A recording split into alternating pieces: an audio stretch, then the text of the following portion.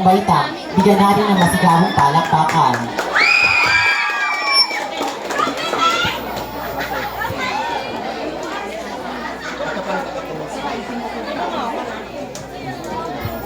Sa natin mo, pagsubok sa mikropono. Magandang hapon mga kababayan. Ako po si Cassandra May B. Mortal at narito tayo sa inyong paboritong programa, ang Balita sa Filipino, Wikang Mapagpalaya. Sa araw na ito, tayo ay magbibigay ng mga balita at impormasyon na nagtatampok sa kahalagahan ng wikang Filipino sa ating lipunan. Sa ating unang balita, nagpapahayag ang Department of Education ng kanilang suporta sa pagpapalaganap ng wikang Filipino sa mga paaralan. Ayon sa kalihim ng DepEd, mahalaga ang pagpapalawak ng kaalaman at pag-unlad ng wikang Filipino sa pamamagitan ng pagturo ng mga makabuluhang aralin at pagpapahalaga ng ating kultura. Samantala, sa larangan ng sining at kultura, ipinagdiriwa ngayon ang Linggo ng Wika sa iba't ibang paaralan at komunidad ng buong bansa. Ito ay isang pagkakataon upang bigyang pansin ang kahalagahan ng wikang Filipino sa pagpapalaganap ng kaalaman at pag-unlad sa ating lipunan.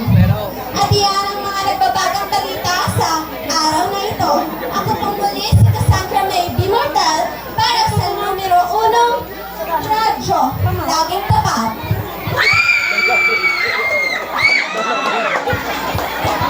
At ang susunod na panahon ay nagmula sa ikalabing isang balita. Bigyan ng masigabong palakpakan.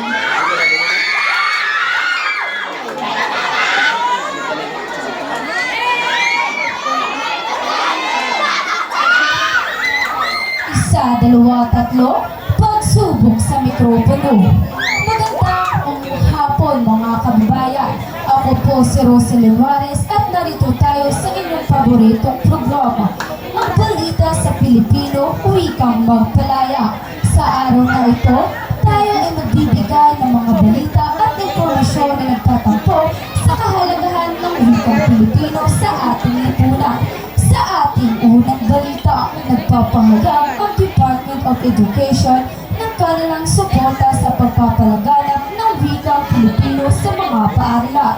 Ayon sa kalihim ng DepEd, mahalaga ang pagpapalawak ng kaalaman at pag-unlad ng wikang Pilipino sa pamamagitan ng pagtuturo ng mga makabuluhang aralin at pagpapahalaga sa ating kultura. Samantala, sa larangan ng sining at kultura, ipinagdiriwa ngayon ang linggo ng wika sa iba't ibang paaralan at komunidad sa buong bansa. Ito ay isang pagkakataon upang bigyan pansin ng kahalagahan ng wikang Pilipino sa pagpapalaganap ng kaalaman at pag-unlad sa ating lipunan. At iyan ang mga nagbabagang balita para sa araw na ito. Ako po muli si Roselyn Juarez para sa Radyo Numero 1, laging tapat.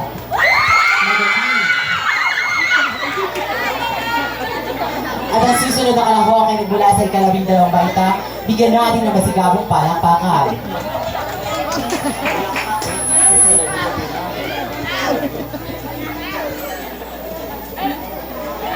Balita sa Filipino, Wikang Mapagpalaya. Magandang umaga mga kababayan. Narito tayo sa inyong paboritong programa, ang Balita sa Filipino, Wikang Mapagpalaya. Sa araw na ito, tayo ay magbibigay ng mga balita at impormasyon na nagtatampok sa kalagahan ng wikang Filipino sa ating lipunan. Sa ating unang balita, nagpapahayag ang Department of Education ng kanilang suporta sa pagpapalaganap ng wikang Filipino sa mga paaralan.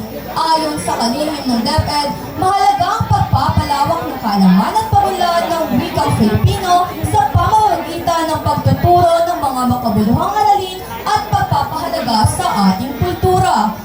Samantala, sa larangan ng sining at kultura, ipinagdiriwa ngayon ang linggo ng wika sa iba't ibang paaralan at komunidad sa buong bansa.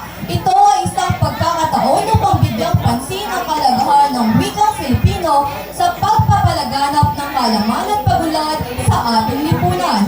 At iyan ang mga nagbabagang balita para sa araw na ito. Ako po muli si Paul Valencia para sa radyo numero 1, laging tapat. At ang susunod na kalahok ay nagmula sa Kapitong Baita. Bigyan ng masigabong palakpakan.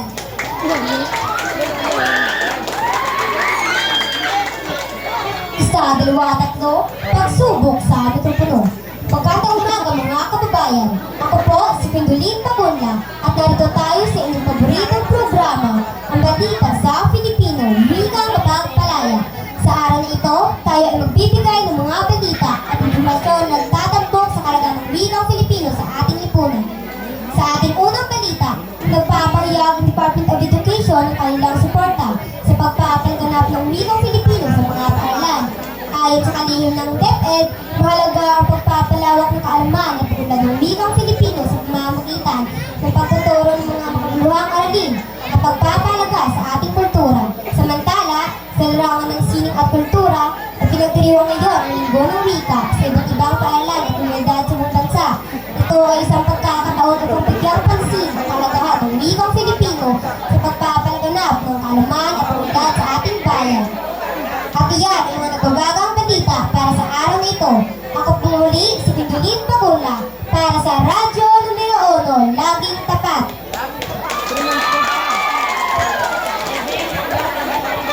At ang susunod naman na kalahok ay nagmula sa ika-10 baita. Bigyan natin ng masigabong palakpakan.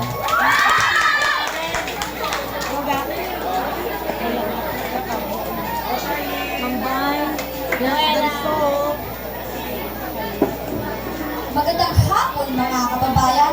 Ako po si Elaking Kapala at narito tayo sa inyong paboritong programa, ang Balita sa Filipino, Wikang Mapagpalaya. Sa araw na ito, tayo ay magtatampok. Tayo ay magbibigay ng mga balita at impormasyon na nagtatampok sa kalagahan ng wikang Filipino sa ating lipunan. Sa ating unang balita, nagpapahayag ang Department of Education ng kanilang suporta sa pagpapalaganap ng wikang Filipino sa mga paaralan. Ayon sa kalihim ng DepEd, mahalaga ang pagpapalawak ng kaalaman at pag-unlad ng wikang Filipino sa pamamagitan ng pagtuturo ng mga nakabuluhang aralin at pagpapalaga sa ating kultura. Samantala, sa larangan ng sining at kultura, ipinagdiriwang ngayon ang linggo ng wika sa iba't ibang paaralan at komunidad sa buong bansa. Ito ay isang pagkakataon upang bigyan pansin ang kahalagahan ng wikang Filipino sa pagpapalaganap ng kaalaman at pag-unlad sa ating lipunan. At yan ang mga nagbagang balita para sa araw na ito. Ako po ni Seth.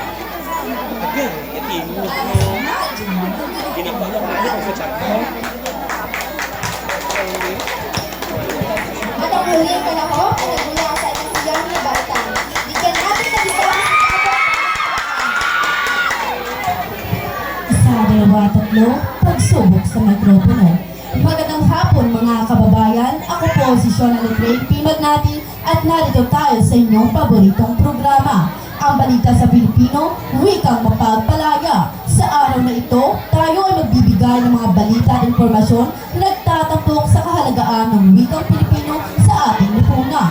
Sa ating unang balita, nagpapahayag ang Department of Education ng kanilang suporta sa pagpapalaganap ng wikang Pilipino sa mga paaralan. Ayon sa kalihim ng DepEd, mahalaga ang pagpapalawak ng kaalaman at pag-unlad ng wikang Pilipino sa pamamagitan ng pagtuturo ng mga makabuluhang aralin at pagpapahalaga sa ating kultura. Samantala sa larangan ng sining at kultura, ipinagdiriwang ngayon ang linggo ng wika sa iba't ibang paaralan at komunidad sa buong bansa.